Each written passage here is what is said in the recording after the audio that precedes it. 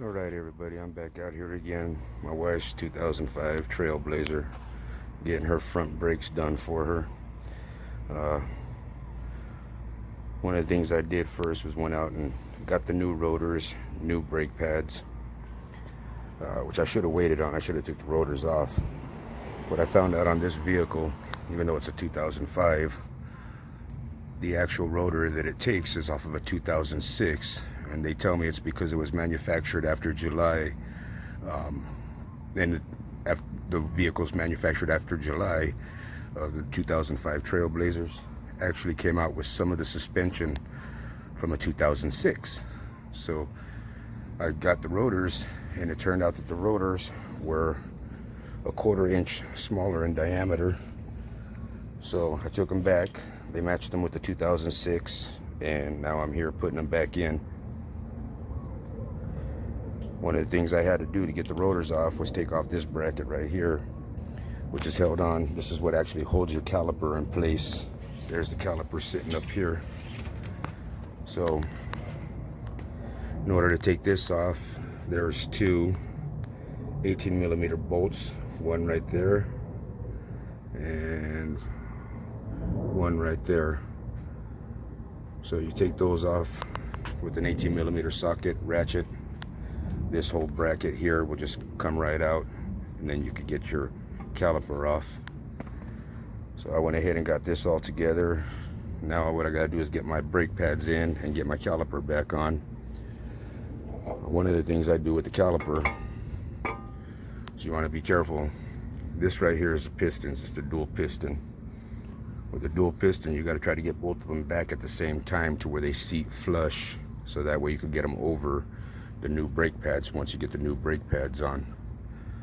What I do is I will go ahead and use a piece of wood, use my C-clamp, and then just get it on, clamped on, and start backing, tightening up to where it backs those pistons in.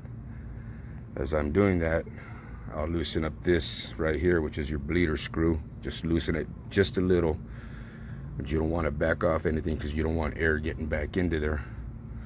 So what I do is, as I'm turning, I'll loosen that, turn a little bit. If I end up stop turning, I'll hurry up and tighten that back up, because I do not want air to get back into the system, so I don't have to worry about bleeding the whole brake system. So I'm gonna go ahead and get that pushed back on there.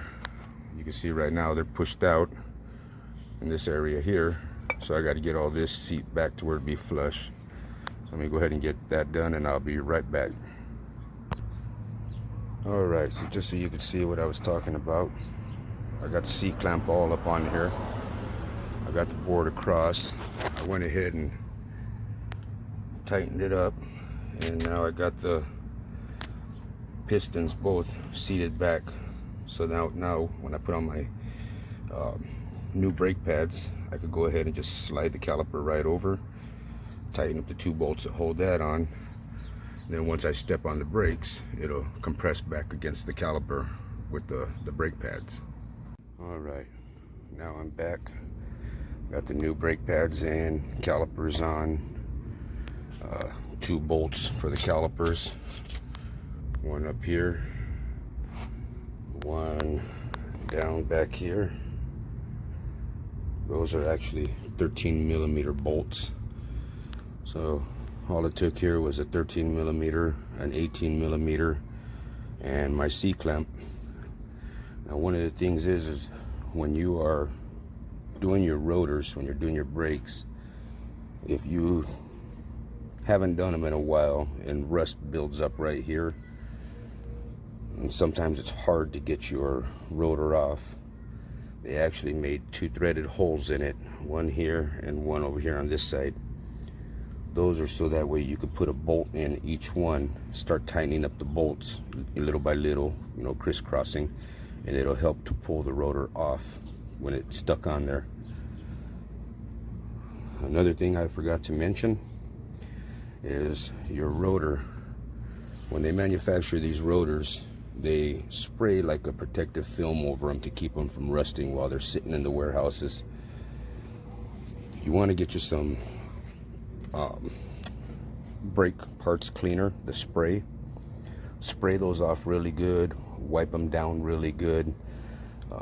If you don't do that, you're going to end up smelling that like a burning smell. You know, every time you step on your brakes, it's going to start burning that protective coating off of it. So a lot of times it's better just to go ahead and get some brake parts spray, the cleaner, and just spray them off real good to get that off of there. But that's all it is, really. Taking off the two 13mm bolts. I use a screwdriver just to pop the caliper out of place, putting it in here and popping it out. Use a C-clamp and a piece of wood to get both pistons back, and it's a pretty easy job. I do the whole brake job, you know, maybe 30-45 minutes at the most, but that's with just messing around in between. Always make sure when you're doing any kind of work under your vehicle, make sure you got jack stands. Keep the jack in place. Always be safe.